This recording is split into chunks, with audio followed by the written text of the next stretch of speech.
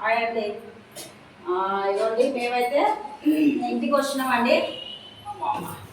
ఇది ఒక బాధ అండి మాకు. వేములవాడ కొండగట్టు తిరిగి వచ్చేసినామండి. అయితే ధర్మపురి నుంచి వచ్చినాం మేము కదా. ధర్మపురి వెళ్తే బాగుండు అని అనుకున్నాం కానీ ఇంకా ధర్మపురి వెళ్ళలేదండి. రేపు ఎల్లుండి కూడకుండా వెళ్తాం కదా. అంటే ధర్మపురి పోయేద్దాం అని అయితే అనుకుంటున్నాం అండి. నేనైతే టీ పెట్టున్నా. ఈరోజు టీ తాగినా కదా, మన వేములవాడ దర్శనం అయినాక తాగినాము. దర్శనం అయినాక తాగినాము కానీ టీ తాగాలనిపిస్తుందండి. మా ఆయన పాల ప్యాకెట్ తీసుకొచ్చిండు. ఇదిగోండి మేమైతే టీ పెట్టుకుంటాను.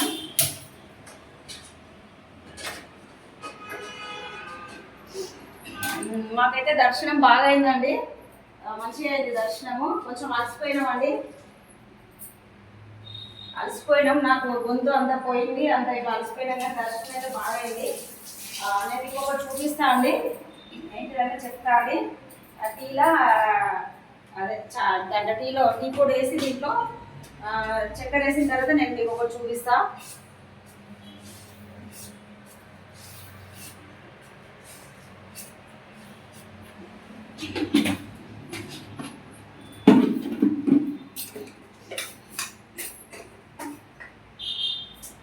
టీలు బంద్ చేయాలండి. ఏమైనా టీ మీదకే పీకుతుందండి.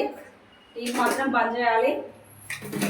నేనైతే ఇవ్వండి అంత ఎండ అవును ఎక్కడి నుంచో ఉంది కదా, గూడెం నుంచి కదా వర్షం ఉంది.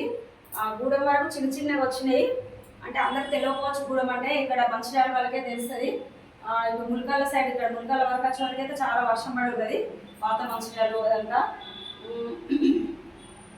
గ్యాస్ అయితే నేను ముట్టియలే మరి ముట్టించిన రాలే కావచ్చు. అయ్యో బంద్ చేసిన.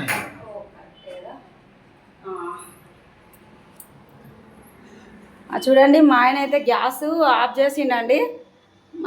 అది వస్తలేదు. నేనే మొన్ననే తీసుకొచ్చినాం, పెట్టినాము గ్యాస్.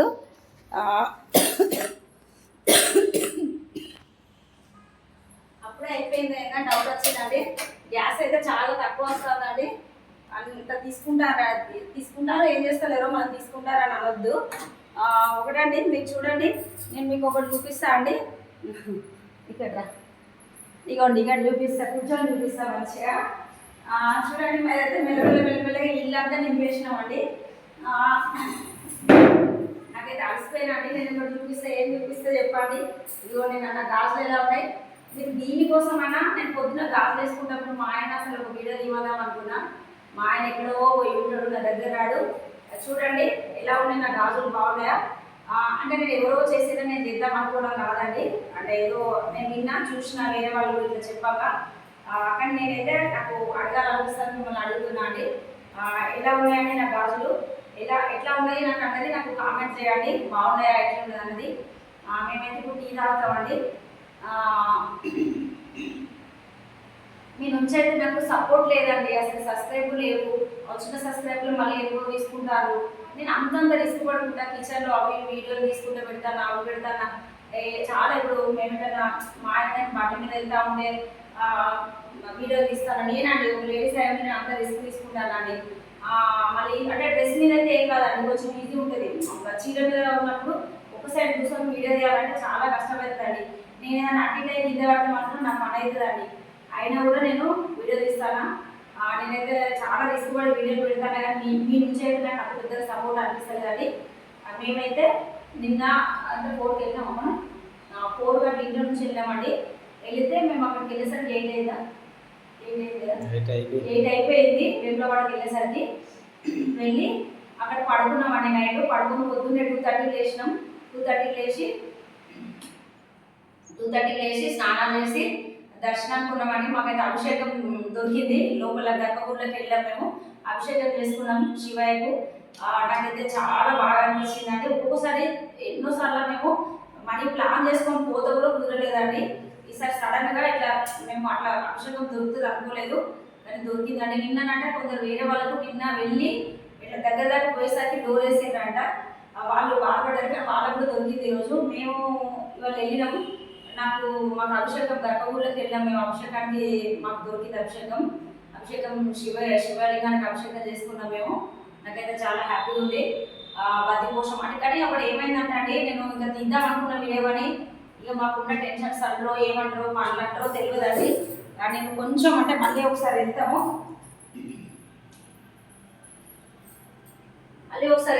వెళ్ళి నేను అన్నీ చూపిస్తాను మీకు. అక్కడ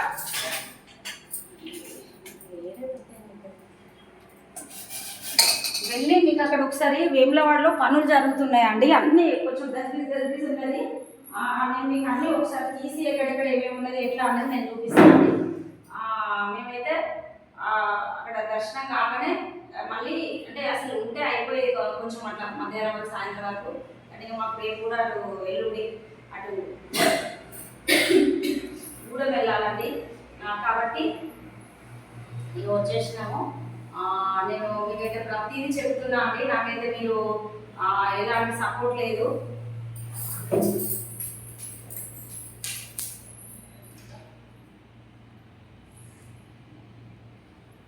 టీ పోయిందండి, కొంచెం పోయింది. అసలు తక్కువ పెట్టాల్సింది, ఎండకి ఏర్పడతలేదండి. ఇంకా కొంచెం మరగాలి. టీ కొంచెం పోయింది. మా ఆయన ఏడిపోయి మా ఆయన ఏడ్చినట్టు చేస్తాడు ఎప్పటికీ. పోయి అన్నయ్య మరగాని నేనైతే మీకు